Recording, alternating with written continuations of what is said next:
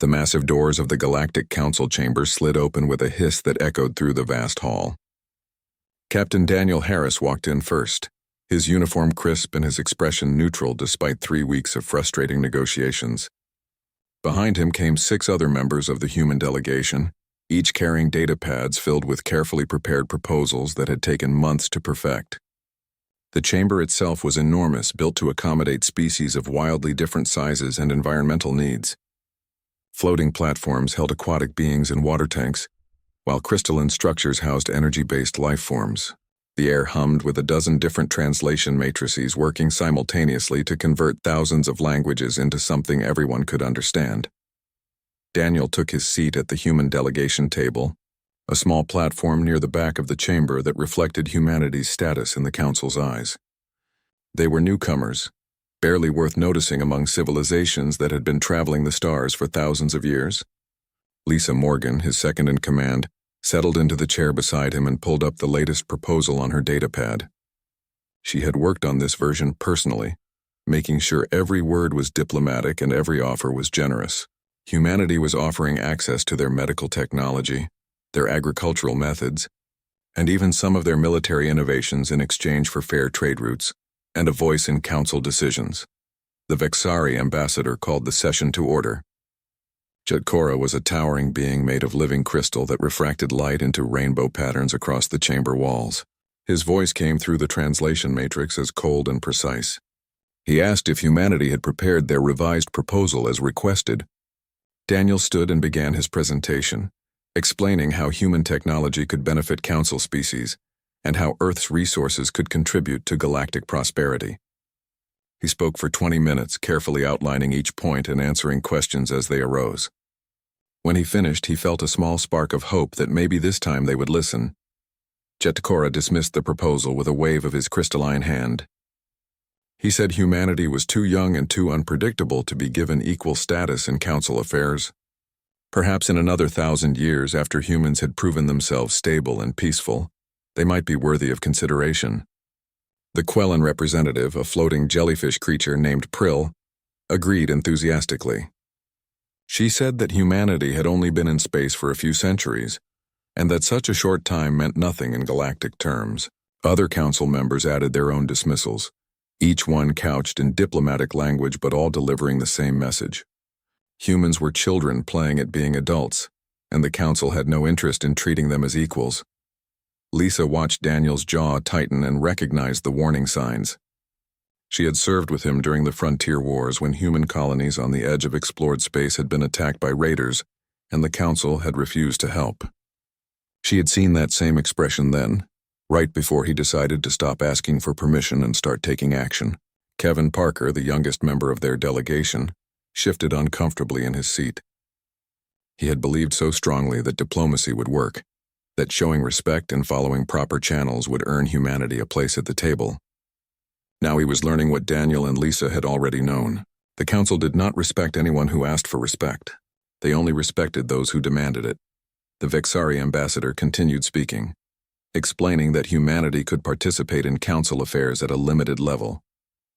They could send observers to meetings and submit proposals for consideration, but they would have no voting rights and no access to protected technologies or trade routes. It was essentially the same deal humanity had been offered when they first made contact with the council 5 years ago. 3 weeks of negotiations had changed nothing. Daniel stood slowly and began gathering his data pads. The action was so unexpected that several council members stopped their discussions to watch. Lisa immediately understood what he was doing and started packing her materials as well. Kevin hesitated, looking between Daniel and the council representatives with confusion and growing concern. Jetkora asked what Daniel thought he was doing. Daniel replied calmly that humanity was withdrawing from the negotiations. The chamber fell silent in a way that seemed impossible given the hundreds of beings present. Even the translator hum seemed to fade as everyone processed what they had just heard. The Vexari ambassador said that humanity could not simply leave, that the Tilux Accords required good faith participation in all diplomatic proceedings. Daniel's response was quiet but firm. He said the Tilux Accords also required mutual respect and genuine negotiation, neither of which humanity had received. They had come seeking partnership and been offered servitude dressed up as patients. Humanity was declining the offer. The rest of the human delegation finished packing. Kevin moved slowly, clearly uncomfortable with walking away from months of work, but he followed Daniel's lead. Prill the Quellan warned that leaving Tilux without an agreement would place humanity outside Council jurisdiction. They would have no protection, no access to the relay networks that enabled faster-than-light travel, and no participation in galactic commerce. It was meant as a threat, a reminder of how much humanity needed the Council. Daniel stopped at the chamber entrance and turned back. His voice carried clearly through the translation system. He said that humanity had existed alone for 10,000 years before making contact with galactic civilization. They would manage just fine continuing on their own. The human delegation walked out of the council chamber and into the corridor beyond. Their footsteps echoed on the metal floor as they headed toward the docking bay where their ship waited. Nobody spoke until they were safely inside and the airlock had sealed behind them. Kevin was the first to break the silence, asking if Daniel realized what he had just done. Daniel replied that he had stopped wasting time on people who would never see humans as anything but primitive newcomers. Lisa asked what their next move would be. Daniel settled into the captain's chair and ordered the pilot to set course for Earth. As the ship pulled away from Tilux Station, he said their next move was to stop asking permission and start building their own path forward. Back in the council chamber, the silence finally broke into chaos. Representatives from dozens of species began talking at once, some shocked and others amused by humanity's dramatic exit. Jetkora called for order, but his voice lacked its usual authority. The Menti ambassador, an ancient being named Kor, observed quietly that perhaps the council had underestimated humanity. Prill disagreed sharply, saying that humans had just isolated themselves and would come crawling back within months once they realized how much they needed council resources. Jetkora wanted to believe that, but something about the look in Daniel's eyes worried him. It was not the look of someone who intended to come back asking for favors. It was the look of someone who had just declared independence. 6 months had passed since the walkout at Tilux, and the galaxy looked very different from the bridge of the UES Endeavor. Commander Lisa Morgan stood watching the view screen as engineers made final adjustments to humanity's first independent jump gate. The structure was massive, a ring of metal and energy that floated in space near the Mars orbital platform. It looked nothing like the ancient council relay gates that dotted established trade routes. Human engineers had taken the basic principles of faster-than-light travel and redesigned them from scratch, creating something more efficient and far more flexible than the Council's millennium-old technology. Henry Clark called out readings from his navigation station. The gate was charging properly and all systems showed green across the board. Lisa allowed herself a small smile. When they had left Tilux, many people thought humanity had committed suicide. Cut off from Council trade routes and relay networks, Earth and its colonies were supposed to wither and collapse. Instead, the opposite had happened. Without Council regulations restricting what technologies could be developed and what risks could be taken, human innovation had exploded. The past 6 months had seen advances that would have taken decades under Council oversight. Admiral Daniel Harris entered the bridge and took his position in the command chair. His promotion had come quickly after the Tilux incident, when Earth's government realized they needed someone with both diplomatic experience and military authority to lead humanity's independent fleet. He asked for a status report and Lisa provided one efficiently. 47 freighters were loaded and ready for the first convoy through the new gate. 12 escort frigates stood by to provide security. The destination was Kepler Station, a human colony that had been struggling under Council trade restrictions. Now they would have direct access to Earth's resources without paying the massive fees the Council charged for using their relay network. Beth Anderson at the communications station reported an incoming transmission. It was from the Vexari again, the third one this week. They were demanding that humanity cease all unauthorized gate construction immediately. Daniel's expression did not change as he heard the message. He told Beth to send a reply stating that the gates were being built in human-controlled space, where Council jurisdiction did not apply. Beth hesitated before adding that the Vexari were threatening to send their fleet to dismantle the gates by force. That got Daniel's attention. He asked Beth to make sure the response was crystal clear. Tell them that humanity would consider any attack on the gates an act of war and would respond accordingly. Lisa pulled up tactical displays on her console. Intelligence reports showed that the Council was very worried about what humanity was doing. 3 major species had been caught trying to spy on human gate construction. Others had sent unofficial envoys asking questions about the technology. Most interesting was a message from the Krell Syndicate, a powerful group of independent traders who had been under Council sanctions for decades. They wanted to know if humanity would be willing to share gate technology in exchange for trade agreements and mutual defense. Daniel considered this carefully. The Krell had a reputation as troublemakers who refused to follow Council economic regulations. They were exactly the sort of partners the Council would not want humanity to have. The gate reached full charge and began its initialization sequence. Energy crackled around the massive ring as it opened a tunnel through space-time. The first freighter moved toward the opening slowly and carefully. This was humanity's declaration that they did not need the Council's permission to travel the stars. Henry counted down the final seconds before jump. The freighter slipped through the gate and disappeared. Sensors confirmed it had arrived at Kepler Station exactly as planned. One by one, the rest of the convoy followed. Within an hour, 47 ships had made the journey that would have taken weeks using conventional drives and would have cost a fortune in Council relay fees. Daniel ordered the fleet to stand down from alert status but maintain regular patrols. He asked Lisa to join him in his ready room to discuss the Krell situation. Once they were private, he admitted that accepting the Krell's offer would make the Council even angrier than they already were. Lisa pointed out that the Council had made their position clear at Tilux. They saw humanity as children who needed to wait centuries before being taken seriously. Making deals with groups the Council had sanctioned was just another way of proving that humanity did not care about Council approval anymore. Daniel agreed but wanted to be careful. The Krell were dangerous allies, but they controlled territory and resources that humanity needed. Greg Peterson, the head of intelligence, joined them with updated reports. He spread holographic displays across the table, showing Council fleet movements and diplomatic communications.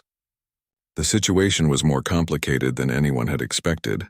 Several Council species were quietly reaching out to human representatives, not to threaten but to ask questions. They wanted to know how humanity had developed gate technology so quickly. They wanted to know if humans would trade with species other than the Krell. Most importantly, they wanted to know if it was possible to operate outside the Council's economic control without being crushed. Daniel realized that humanity had accidentally become a symbol of independence, that other species were watching very carefully. The next few weeks saw a flurry of activity. Human diplomats met with representatives from species that had never openly defied the Council before. Trade agreements were signed. Technology was shared carefully and selectively. The Krell deal went through, giving humanity access to rare minerals and strategic territory in exchange for gate access. Every deal made the Council more nervous. Jet Cora sent increasingly urgent messages demanding meetings and negotiations. Daniel ignored most of them. When he did respond, it was to point out that humanity had tried negotiating at Tilux and been told to wait 1,000 years. They were done waiting. Kevin Parker had become one of Daniel's key advisors despite his initial doubts about walking away from Tilux. He had spent the past months building relationships with younger Council species who were frustrated with how the older civilizations dominated galactic politics. He reported that 8 species had formally requested information about human gate technology. 17 others had made unofficial inquiries. The Council was trying to suppress this interest but failing badly. Every time they told a species not to deal with humanity, it just made those species more curious about what the Council was afraid of. Lisa watched the strategic map expand as more systems came into humanity's network. Blue markers showed human-controlled space growing steadily. Green markers indicated allies and trade partners. The red zone representing Council-exclusive territory seemed to shrink a little every week. She asked Daniel if he thought the Council would actually attack. Daniel did not think so. The Council preferred to control through economic pressure and political manipulation. Direct military action was messy and unpredictable. But that did not mean they would just accept what humanity was doing. They would try something eventually. The response came sooner than expected. Beth reported that a Council fleet had been detected moving toward Proxima Station, where humanity was building their second major gate. The fleet was led by Vexari warships and included forces from 6 other species. It was clearly meant as a show of force to intimidate humanity into backing down. Daniel ordered the fleet to Proxima immediately. When they arrived, 30 human warships were already in position around the gate. The Council fleet stopped well outside weapons range. For 3 tense hours, both sides watched each other across the void. Finally, the Council fleet withdrew. Their commander sent a message saying that discretion was the better part of valor, and that the Council would address this matter through diplomatic channels. Daniel knew what that meant. The Council had blinked. They had come expecting humanity to back down when faced with superior numbers, and had instead found an opponent ready and willing to fight. The withdrawal would be seen across the galaxy as a major loss of face for the Council. Species that had been considering independence would take note. The Council's monopoly on galactic infrastructure and trade was crumbling, and humanity had struck the first major crack in that foundation. Daniel ordered celebrations to be kept quiet. This was not a victory to boast about. It was a warning that the old order was changing, and that change could turn violent if not handled carefully. Council Arbiter Jetkora stood in his private chamber staring at reports that should have been impossible. 3 months had passed since humanity activated their gate network, and the consequences were spreading across the galaxy like wildfire. His aide Prill floated nervously nearby, her bioluminescent body pulsing with anxiety. She had brought him the latest intelligence summary, and it made for very uncomfortable reading. 17 Council member species had formally requested information about human jumpgate technology. 8 had initiated contact with human representatives through unofficial channels. The Krell Syndicate, which the Council had spent decades isolating through sanctions, now had a mutual defense pact with Earth, and their economy was growing at rates not seen in centuries. Jetkora felt something he had not experienced in his long life serving the Council. He felt afraid. Not of humanity specifically, though their military capabilities were concerning. He was afraid of what humanity represented. For thousands of years, the Galactic Council had maintained order through control of essential infrastructure. If a species wanted to trade across the stars, they used Council relay gates and paid Council fees. If they wanted access to advanced technology, they followed Council regulations. If they wanted protection from pirates and raiders, they accepted Council authority. It was a system that had kept the peace for millennia, but it only worked as long as everyone believed there was no alternative. Humanity had proven there was an alternative. Worse, they had proven it could be built quickly and effectively by a species the Council had dismissed as primitive newcomers. Now every species that had ever chafed under Council restrictions was watching and learning. Prill reported that the 4th Fleet had withdrawn from their enforcement action at Proxima Station. The fleet commander had sent a private message explaining that engaging 30 human warships would have meant casualties the Council was not prepared to accept. Jetkora understood the tactical reasoning, but the political damage was severe. The Council had threatened force and then backed down. It made them look weak. The Menti Ambassador Corps requested an emergency meeting, and Jetkora granted it immediately. Corps was one of the oldest beings in the Council, having served for over 3,000 years. His species had been founding members, and his advice carried weight. Corps arrived in his environmental suit, a necessity for methane breathers in oxygen-rich environments. He settled into a chair designed for his bulk and got straight to the point. He said the Council had made a serious mistake with humanity, and that mistake was now threatening everything they had built. Jetkora wanted to argue, but found he could not. The evidence was overwhelming. Corps explained that the Council had grown arrogant over the centuries. They had forgotten what it was like when the Galactic Council was first formed, when desperate species came together for mutual benefit, rather than because they had no choice. Humanity had reminded everyone of that original purpose by showing what could be accomplished outside the Council's control. Young species across the galaxy were asking why they needed to wait centuries for Council approval when humans had achieved so much in months. Even older species were quietly questioning whether Council regulations served their interests or just maintained the power of the founding civilizations. An emergency Council session was called, and representatives from all major species attended. The mood was unlike anything Jetkora had experienced before. Instead of the usual orderly discussions, there was genuine debate and even argument. The Quellan military advisor argued that humanity needed to be contained before their influence spread further. She proposed a coordinated blockade of human space and sanctions against any species that traded with Earth. Several representatives supported this idea loudly. They said humanity was dangerous and unpredictable, that their rapid technological development was reckless, and that allowing them to operate independently set a terrible precedent. Kor spoke against the proposal with unusual passion. He asked what exactly they thought a blockade would accomplish. Humanity had proven they did not need Council infrastructure. They had their own gates, their own trade networks, and their own allies. A blockade would just force a military confrontation that the Council might not win. Even if they won, the cost in lives and ships would be enormous. More importantly, attacking humanity for the crime of being independent would prove to every watching species that the Council maintained power through force rather than mutual benefit. The younger species would unite against them, and the Council would collapse. The Vexari representative argued that they could not simply accept what humanity had done. If every species decided to build their own infrastructure and ignore Council authority, the entire system would fall apart. Kor agreed that change was coming whether they liked it or not. The question was whether the Council would adapt and remain relevant or resist and be swept aside. Jetkora found himself agreeing with Kor despite his instincts to maintain the status quo. The old system was breaking down, and trying to hold it together by force would only make things worse. A compromise began to form during hours of difficult discussion. The Council could not accept complete loss of authority, but they also could not afford to fight humanity. Perhaps there was a middle path. If humanity could be brought back into the Council structure, but under different terms, it might satisfy both human demands for respect and Council needs for order. The details would be complicated, but the basic idea was sound. Offer humanity full membership with real voting rights and recognition of their gate network.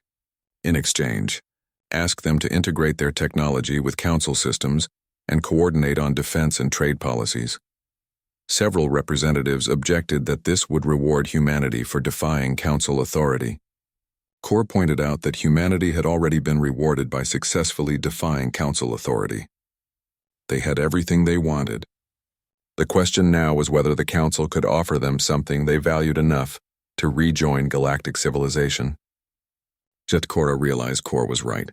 This was not about punishing humanity or saving face. It was about preventing the complete collapse of galactic order into dozens of competing factions that would eventually go to war with each other. Jetkora volunteered to contact Admiral Daniel Harris and request a meeting.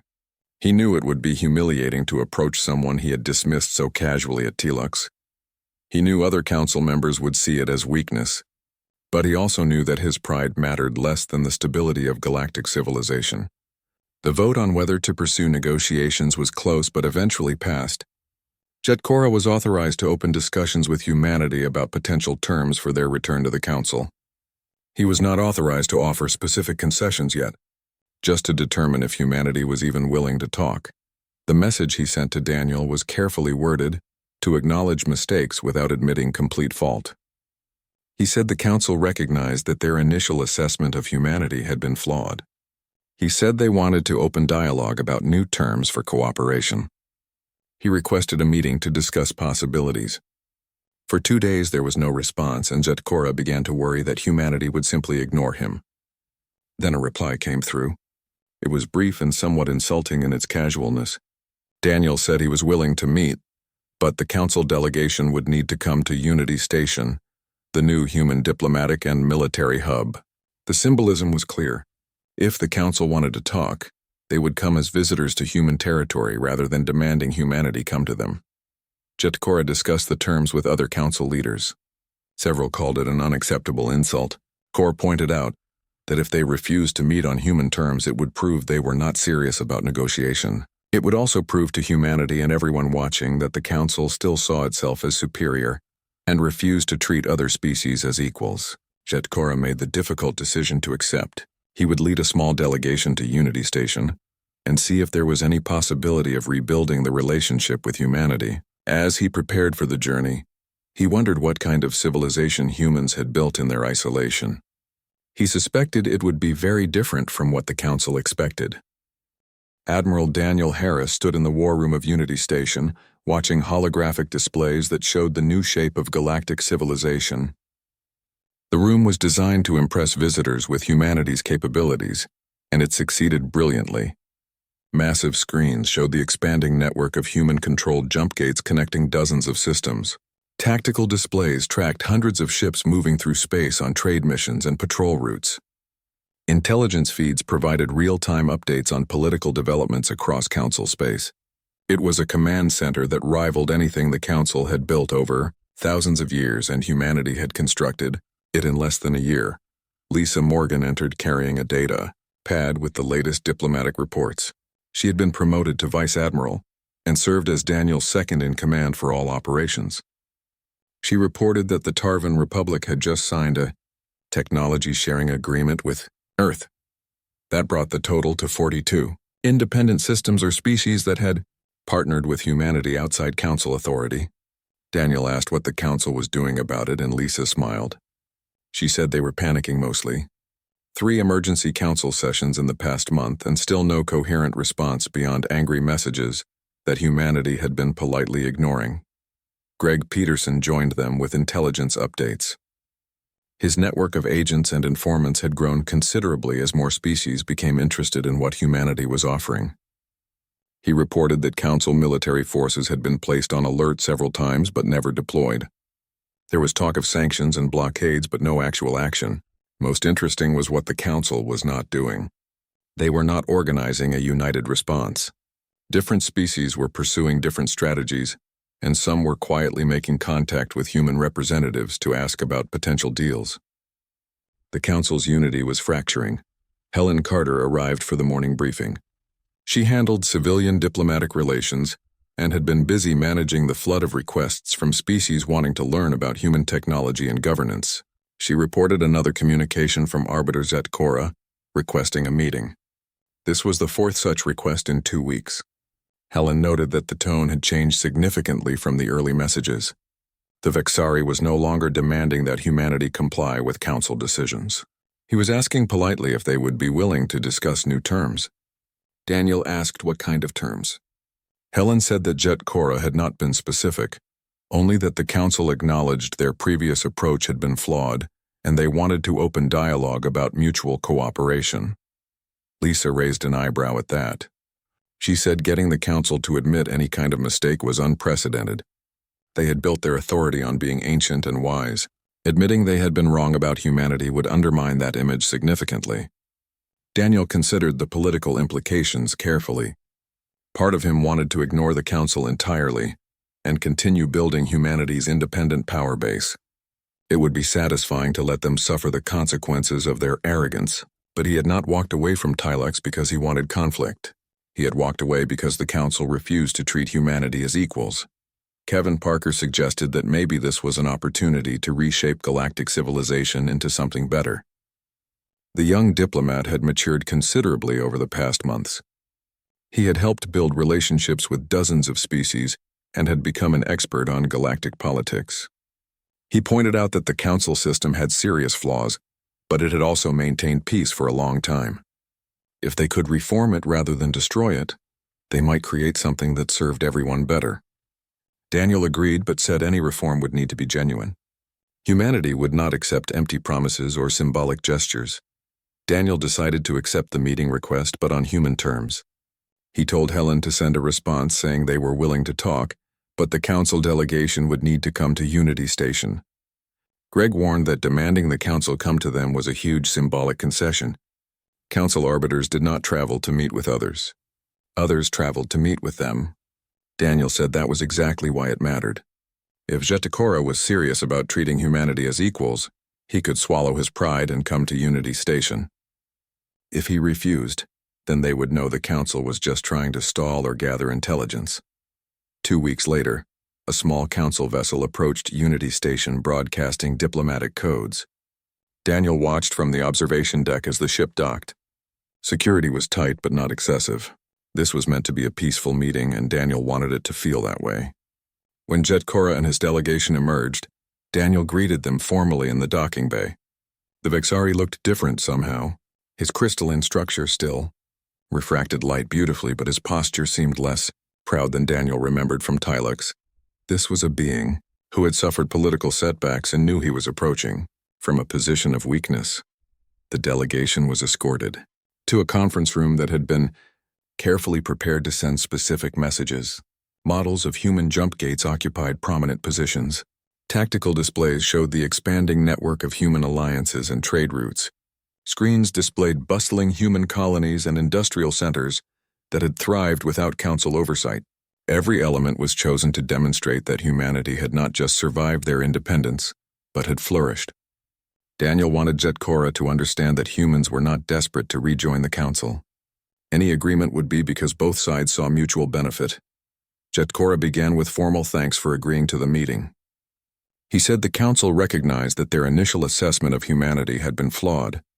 They had failed to see human potential, and more critically, they had failed to offer the respect that any spacefaring species deserved.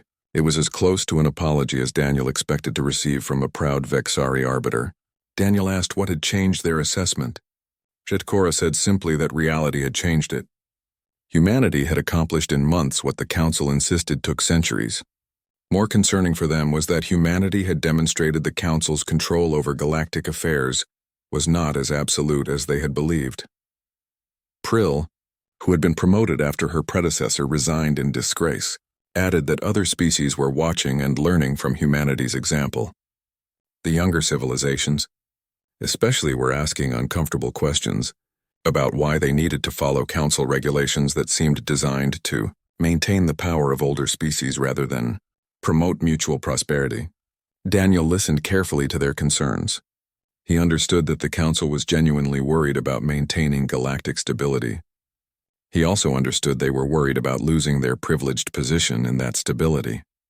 Lisa asked the direct question that everyone was thinking. What exactly was the council prepared to offer? Jetkora took a moment before responding.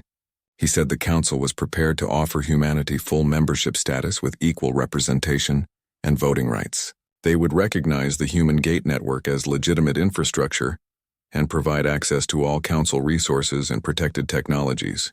In exchange, they asked that humanity integrate their gate system with council relay networks, share technology development, and coordinate on mutual defense.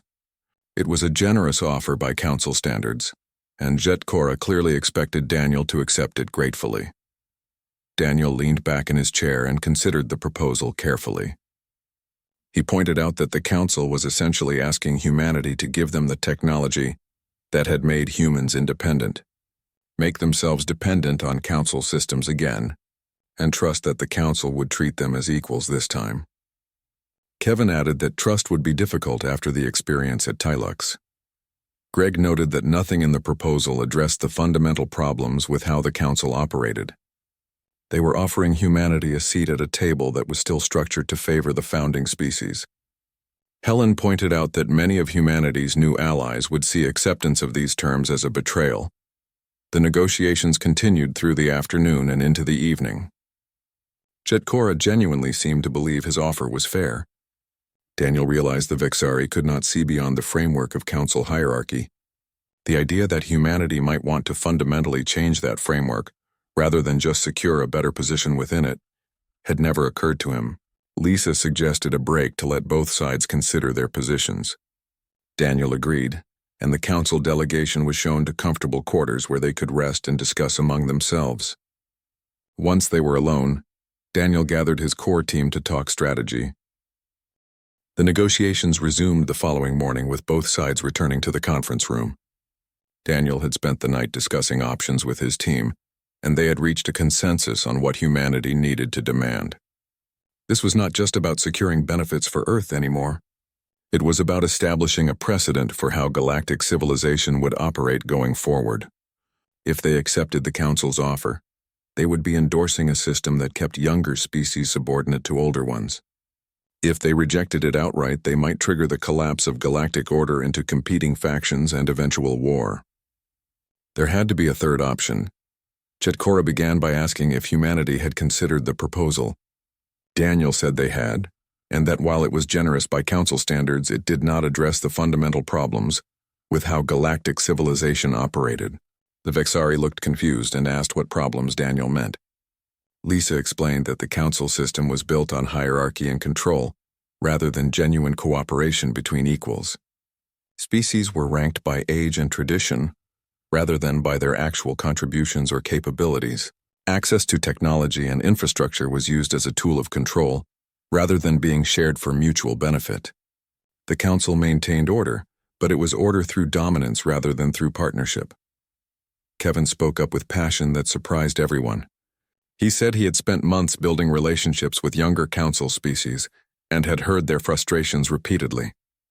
They felt like they were working to maintain a system that did not serve their interests. They paid fees to use infrastructure built by species that had been traveling space for thousands of years. They followed regulations written by civilizations that did not understand their unique needs. They waited centuries for permission to do things that older species could do freely. The Council called it maintaining stability, but it looked a lot like maintaining privilege for the founding members. Prill objected that the Council had kept peace for millennia, and that meant something. Daniel agreed completely. Keeping peace for that long was a remarkable achievement, and humanity respected it. But peace maintained through control was fragile. It only lasted as long as everyone believed they had no alternative. Humanity had proven there was an alternative, and now the foundation of Council authority was cracking. Other species were building their own infrastructure and forming their own alliances. The Council could fight that change and eventually lose, or they could embrace it and help guide it toward something better. Jetkora asked what Daniel was proposing. Daniel said humanity would accept full Council membership, but only if the Council itself fundamentally reformed. No more hierarchies based on age or tradition. No more monopolistic control of infrastructure. Technology and knowledge should be shared openly, with each species maintaining sovereignty over their own innovations. Most importantly, the Council needed to become truly representative of all member species, not just the founding civilizations. Every species, regardless of age, would have an equal vote in Council decisions. Resources and responsibilities would be shared fairly, rather than concentrated among the oldest members. The Council delegation reacted with shock. Jetkora said that would require rewriting the Council Charter, something that had not been done in thousands of years. Prill added that many species would resist such dramatic changes. The older civilizations especially would not want to give up their privileged positions. Kor, who had been silent until now, observed that those who resisted would face the same choice humanity had made. They could accept the new system, or they could walk away and try to maintain their own sphere of influence. But the old order was dying whether anyone liked it or not. The only question was what would replace it. Daniel let that sink in before continuing. He said humanity was not trying to destroy the Council or punish the founding species for their past arrogance. They were trying to save galactic civilization by making it into something worth preserving. A system based on genuine cooperation would be stronger and more stable than one based on hierarchy and control. It would also be better able to handle new challenges as more species reached spacefaring capabilities. The galaxy was going to keep getting more crowded and more complex. The Council needed to evolve or it would become irrelevant. The negotiations continued for weeks, with both sides working through the details of what reform would mean. The Council delegation had to consult frequently with representatives back home, as the scope of changes became clear. Not all Council species were happy with what humanity demanded. The Vexari in particular struggled with the idea of giving up their position as one of the founding members who had special authority. The Quellans worried that opening technology sharing would make their military advantages obsolete. The older civilizations generally resisted anything that reduced their control. But the younger species pushed hard for reform. They had watched humanity achieve independence and they wanted the same freedom. Lisa managed the practical details of integration while Daniel handled the political negotiations. Human gate technology would be shared with the Council, but the Council would not have exclusive control. Any species that wanted to build gates would have access to the specifications. The ancient relay network would remain in service but would be opened to all species, without the massive fees that had made it prohibitively expensive. Defense would become a shared responsibility, with all members contributing according to their capabilities, rather than old species dictating terms to new ones. Trade regulations would be simplified and made fair for everyone. Kevin worked with representatives from younger species to ensure their voices were heard in the new charter. He had become a champion for reform, and his passion inspired others. Greg provided intelligence on which Council members were genuine in their support for change. and which were just trying to preserve what power they could. Helen coordinated with human allies to make sure they understood what was being negotiated and how it would affect them. It was exhausting work, but slowly a new framework began to emerge. 6 months after the initial meeting at Unity Station, a gathering was held to formally adopt the new council charter. Representatives from hundreds of species attended either in person or through holographic projection. The ceremony took place at Unity Station itself, symbolizing that this was a new beginning rather than a continuation of the old order. Daniel stood with Jetkora as they prepared to sign the document that would reshape galactic civilization. The Vexari had changed considerably over the months of negotiation. He had learned to listen rather than dictate and to consider perspectives beyond his own culture. Jetkora spoke briefly before the signing. He admitted that when humanity walked out of Tilux, he had thought they were dooming themselves to isolation and failure. He had believed the Council's way was the only way to maintain peace and prosperity. Humanity had proven him wrong, and in doing so had given the galaxy a gift. They had shown that real peace came from respect and cooperation, rather than from control and hierarchy. He thanked Daniel for having the courage to walk away and the wisdom to come back with a better vision. Daniel accepted the thanks gracefully and signed the new charter. The reformed council began operating immediately. The first major action was to formally welcome humanity as full members with all rights and privileges. The second was to extend the same welcome to dozens of other species that had been waiting decades or centuries for council approval. The Krell Syndicate had their sanctions lifted and were invited to join as equals. Species that had been marginalized under the old system suddenly found themselves with voices in galactic affairs. The changes were dramatic, but they were also necessary. Lisa watched ships from 100 species dock at Unity Station over the following weeks. Human and alien crews worked together, integrating technologies and building connections that the old council would never have permitted. The jump gates multiplied across the galaxy, some built by humans and others by species using shared specifications. The network grew more robust and accessible as it expanded. Trade flourished without the restrictive fees and regulations. New alliances formed based on genuine mutual interest rather than on dominance and submission. Daniel stood on the observation deck watching a Krell transport dock next to a Vexari science vessel. The two species had been bitter enemies under the old council's inability to mediate their disputes fairly. Now, with both having equal voices and both having economic independence through gate technology, they were learning to work together. It was not perfect and there were still disputes and disagreements, but they were resolving them through negotiation between equals rather than through appeals to council authority that always favored the older species. Kevin joined Daniel at the viewport and commented that it was strange how quickly things had changed. 6 months ago, the Galactic Council had seemed like an unchangeable institution that would last forever. Now it had been completely reformed. Daniel said that was because the old council had been built on a foundation of control, and control only worked as long as everyone believed there was no alternative. Once humanity proved there was an alternative, everything else followed naturally. D.